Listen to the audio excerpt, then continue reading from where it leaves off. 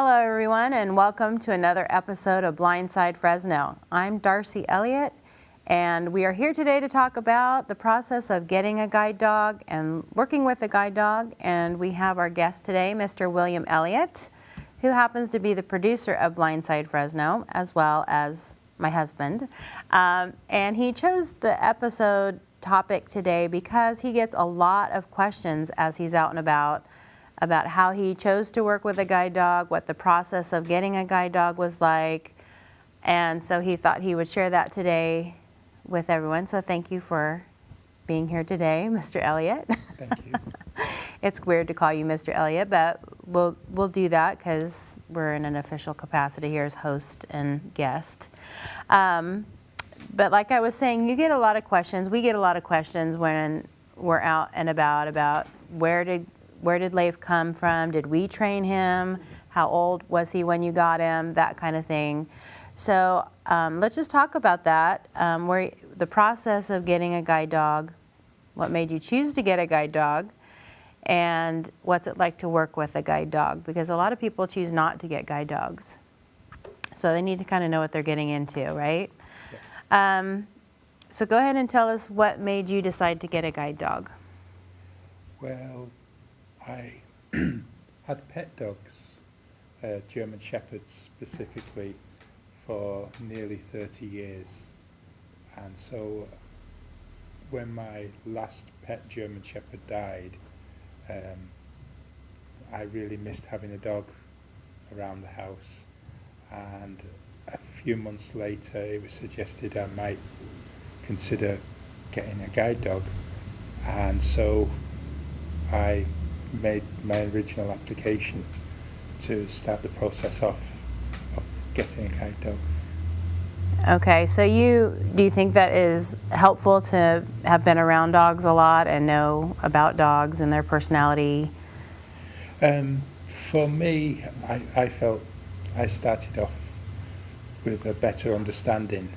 I know some people who taken on guide dogs and they've been used to smaller dogs and they don't really appreciate the size of a Labrador or a Golden Retriever. So it can be a bit of a shock for them going from a smaller dog to a large, medium-sized breed like a Labrador. Okay. But if you can overcome that initial shock of the size difference, then it's a really wonderful step. Okay. So in all fairness, today we're going to be talking about Guide Dogs for the Blind out of San Rafael, California, which is the organization you work with. But as just an informational point, there's a lot of organizations out there, well over a dozen, that are well respected, and they have their process, and they're probably similar but not exactly the same. Yeah. So you do some research about what will work well for you. But I actually looked online at several schools before coming to the conclusion that Guide Dogs for the Blind might be my best resource. Okay. So lots of them have their own websites, and organisations like Seeing Eye, which is another guide dog school based on the East Coast. Okay. A lot of people actually call Leif a Seeing Eye dog, but he's not technically a Seeing Eye dog because he's a guide dog. Leif is a guide dog because Seeing Eye dog is actually a registered trademark, I believe, of Seeing Eye. So just to be aware that this process that we're going to be talking through today is kind of specific to Guide Dogs for the Blind out of San Rafael. They also have a station, I guess, in Oregon. But people from all over the country, even Canada, other countries, go to San Rafael. So it's not just a California thing. Yeah. Okay. So you decided to get a guide dog. You chose Guide Dogs for the Blind out of San Rafael. Then what happened? Made the initial application, and that was towards the end of the year. So the beginning of the next year, I received a call from Guide Dogs, which was an initial telephone interview asking me about my experience with dogs, what my home life was like, kind of house we lived in, did I work, did I get out and about, was I efficient with orientation and mobility. That's the use of a white cane is mandatory for guide dog users. You have to be able to navigate your world for at least a few months with a white cane and had proper orientation and mobility training. So you can't just wake up on a Monday morning and say, I'm going to get a guide dog this week, and by Friday you're going to have a guide dog. No. No. So there's things you have to do to prepare. Like you said, attend official orientation and mobility training, and practice using the white cane. And then we need to talk about what happened at the next point. As the initial telephone interview concluded, they told me that they would send forms for me to complete to send to my doctors and also to my orientation and mobility instructor, Department of Rehabilitation as well, to see what services I'd used off them. So from the start, you need to be able to provide addresses for these people, or if you go through organisations, then at least keep contact with the organisations that you've gone through. Maybe Lighthouse here in Fresno, Valley Centre for the Blind. So as long as you've got the names and addresses of all of the people that you've dealt with, doctors will be contacted, an eye doctor would be contacted to make sure that you have the requisite vision impairment, and also your general doctor. So basically there's a lot of other people involved in this process, and I know for you it was frustrating because it was a lot of hurry up and waiting. Yeah. For other people to do what they were asked to do, Yeah. Because it was a big rush and priority to you because you were excited to do it. For other people it's just A part of their job. a part of their job, so it took a little bit of time. So sometimes that was a little frustrating. So, and then finally, I believe you had a home visit. And what was the purpose of the home visit? Yeah, the home visits came around in May. It was actually Memorial Day. And so 5 months into my application, a few weeks before, a instructor from Guide Dogs actually called to confirm that she could come to visit me in her home. And during that visit, she looked at the house, made sure that the area around the house was secure, that there was fencing for the dog to keep the dog in. And also, during the visit, we went for a walk. In the initial part of the walk, I had to use my white cane to navigate. Okay, to show that you could. Yeah. Navigate safely. We walked from my home to the place where I worked at the time. Then on the return from the walk, she took out a guide dog harness. The empty harness with Guide Dog for the Blind is called Juno, after one of the first guide dogs that they trained. Okay. And that's the harness that you can see Leif is laying on at the moment. The leather strap. Yeah. With the white handles. And what was the purpose of that? With that, she attached a leash to the harness, and basically she acted as though she was a guide dog. So she would lead me in, I would give instructions, she would lead me in a certain direction, get distracted, I had to call her back to the initial task, So was it a test, or was it just a kind of an aptitude assessment to see where you stood?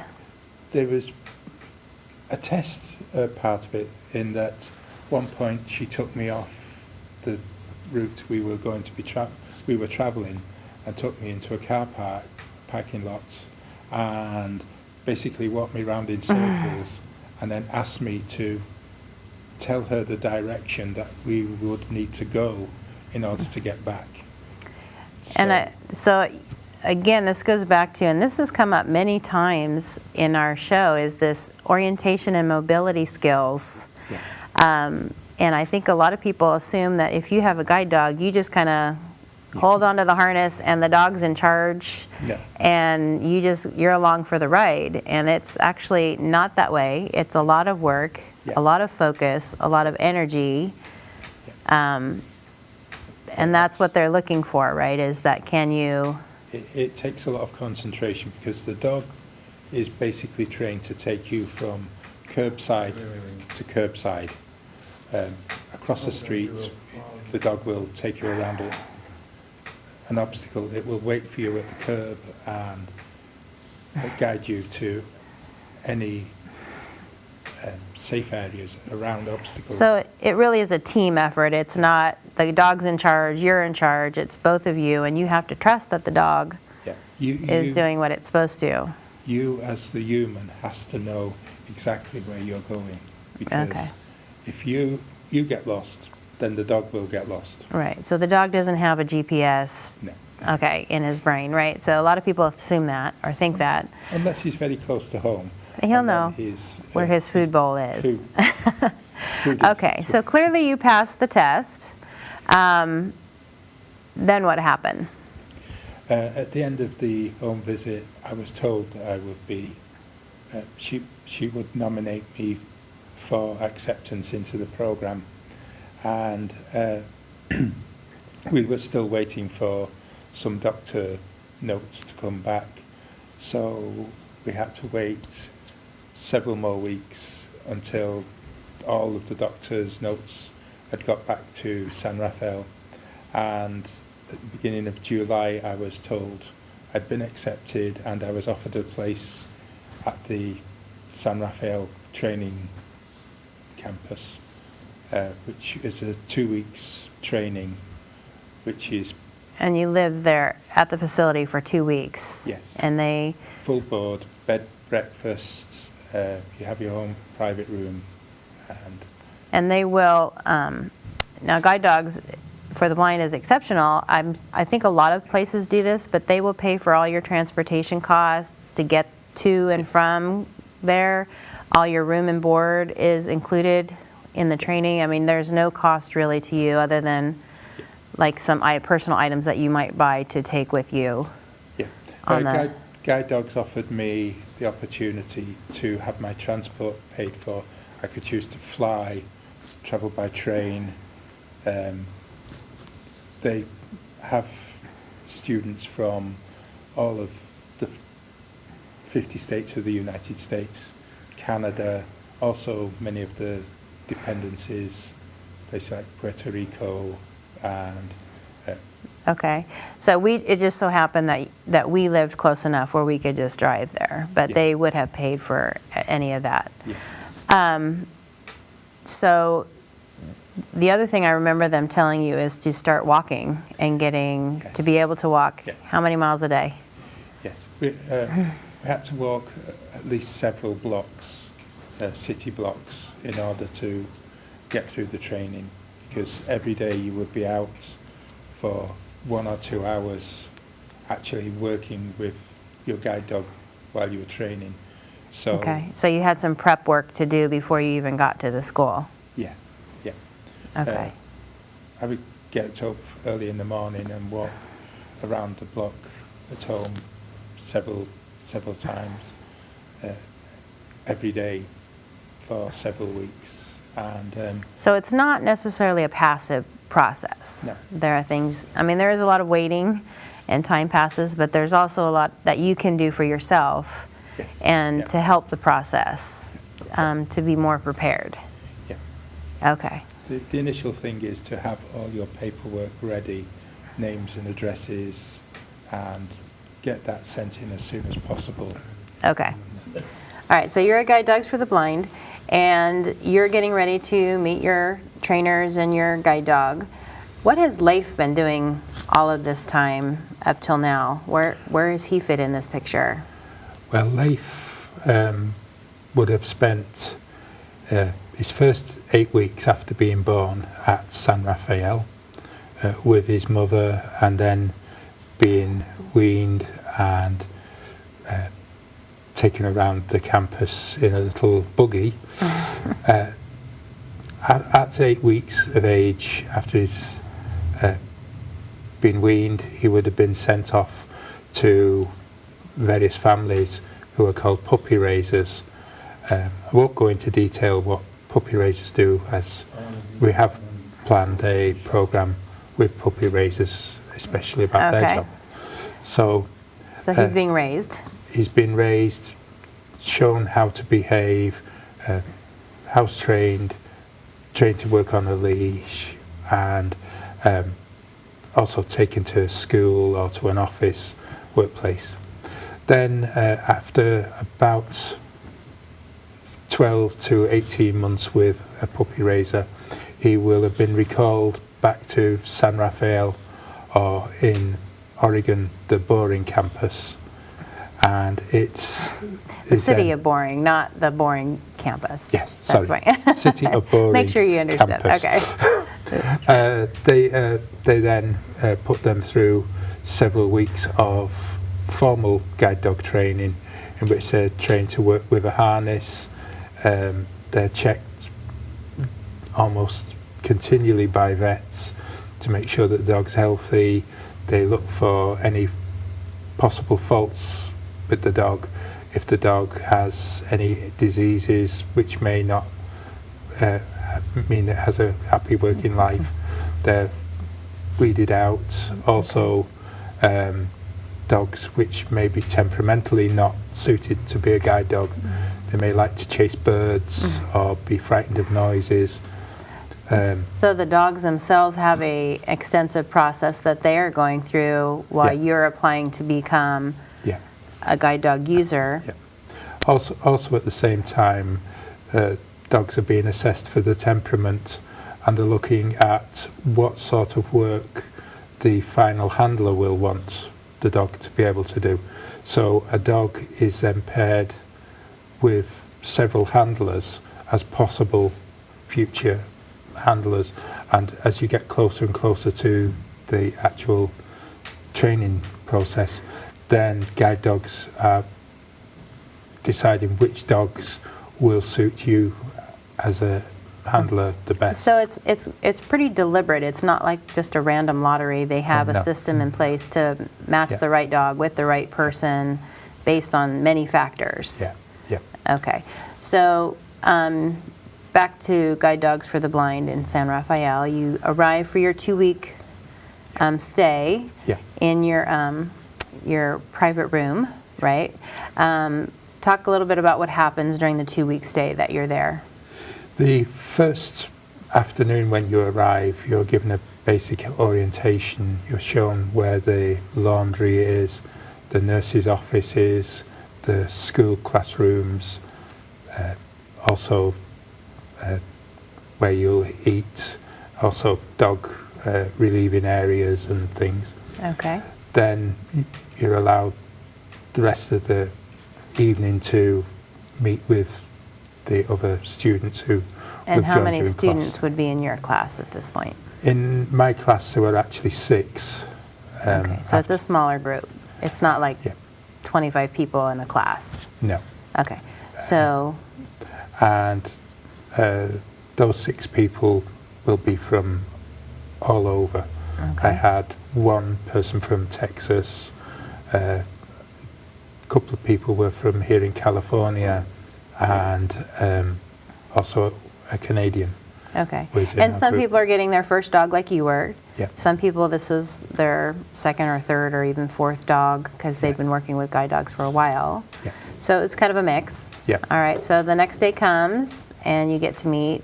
The first thing you get to do is you are given breakfast, then you go to one of the classrooms where you're introduced to your trainers. Okay. Your trainer will be with you for all of the 2 weeks. They will see you from the first morning, where you're given basic training as to how to hold the leash, how to put the harness on the dog, and how to just generally look after your dog. Then the afternoon, just after you go for lunch, and you go back to the classroom, and on the very first Monday afternoon you're told your dog will be given a name, breed, colour, and also told to go back to your room and wait to listen for the knock on your door. When and I see somebody's trying to get your attention dog- here. a dog He will knows be we're brought- talking about him, I think. The dog will then be brought to your room by your trainer, and you're formally introduced. Okay. And so then once you're formally introduced and that excitement is over, and I'm sure there's some nervousness involved, then walk us through like a typical training day. For the first week at Guide Dogs, we were taken, after breakfast, we would all meet in the main lounge, where we would answer like homework questions. We were set questions from programs we'd listened to on CDs or Okay. items the night before. Then we were each taken from the meeting room down to the various vans which would take us into the town of San Rafael. We had to, as we were walking down from the classroom meeting room, we would have several distractions. So someone may take in a dog which purposely walked very, very close to our guide dog as we were walking past, to see if the dog would react in any way. Then we would drive into San Rafael with our instructors and be given a route that we would be trained for on that day. After each person would go out with their instructor, normally 2 people to each instructor, so it'd alternate who would go first, who would go second. Then after that we would go back to the main campus and have lunch, then back out again in the afternoon to work the route again. So it was a long and busy day. I mean, it wasn't easy. It was hard work, right? And there was a lot to learn. So it was a long and busy day. And I remember talking to you on the phone, and there'd be times where you're like, oh gosh, it went really well, and you were very excited. Yeah. And then I talked to you like 4 hours later or the next day, and you're like, oh, I'm never going to get it. There's too much to learn. Yeah. So it was a pretty roller coaster ride emotionally too, Yeah. physically Yeah, and emotionally. There was one point about 3 days in when I just stood on the sidewalk and I said, I'm never going to get this. I just stood and started crying. I just can't get it. It's And then- not Yeah. just something that you have to learn it, just Yeah. like anything else. It's not, Yeah. oh, it's a nice dog, I'm going to walk around with a leash and that's it. No. There's a whole skill set. Yes. Okay, so for the first week, it's learning about how to use, Just general walking and working techniques. okay.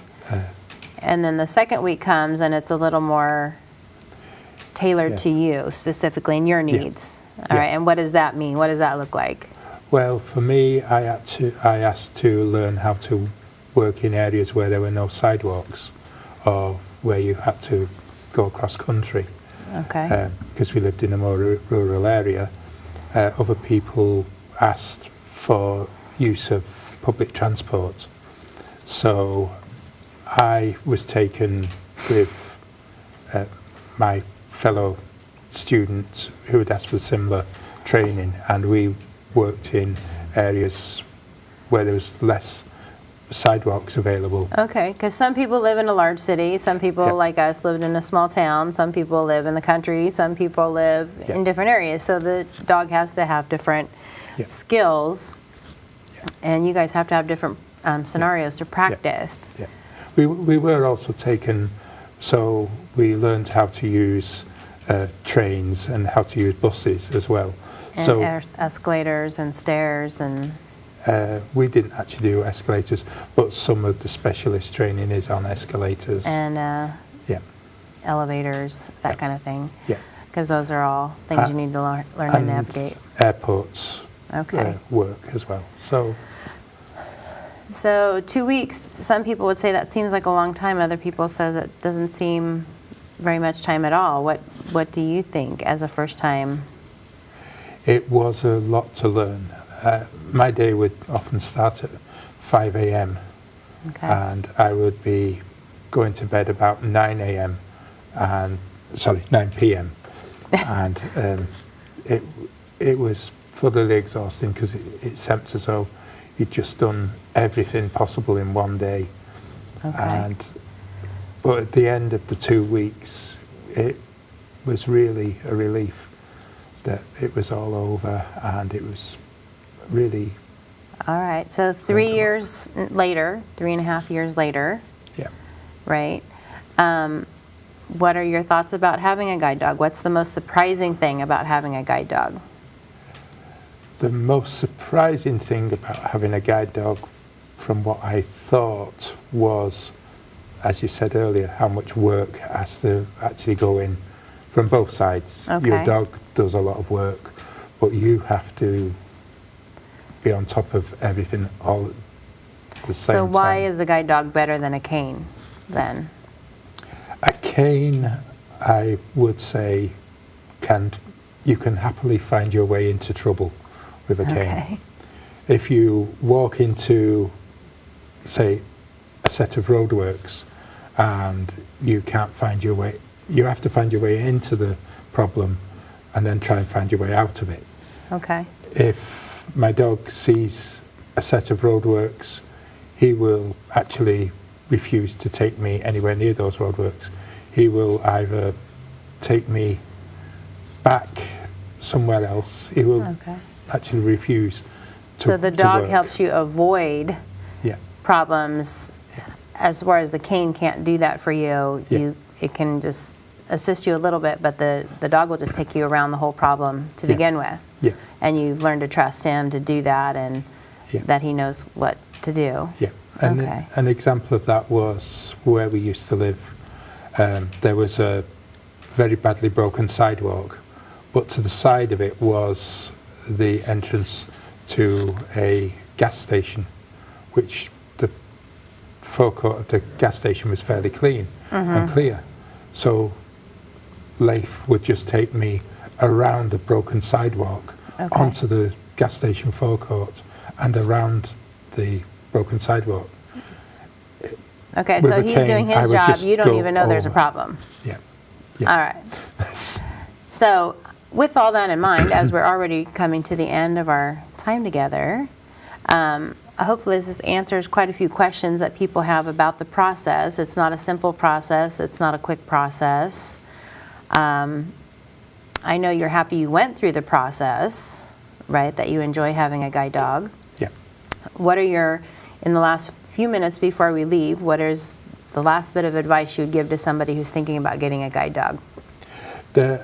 With Guide Dogs for the Blind, there is actually a process where you can go and try out a guide dog.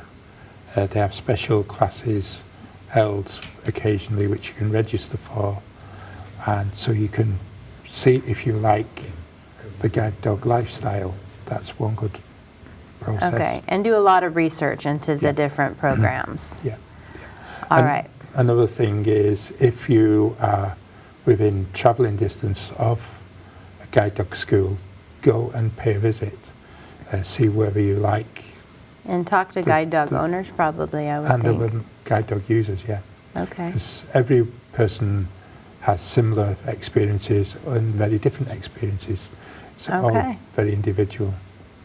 Well, thank you for sharing your experience. I know it's just one experience of one person, but hopefully it gives you a good idea of what to expect and what to do if you would like to be involved in that process. And I know your website, or your email address rather, is on at the end, so you'd be happy to take any questions from anybody that had any.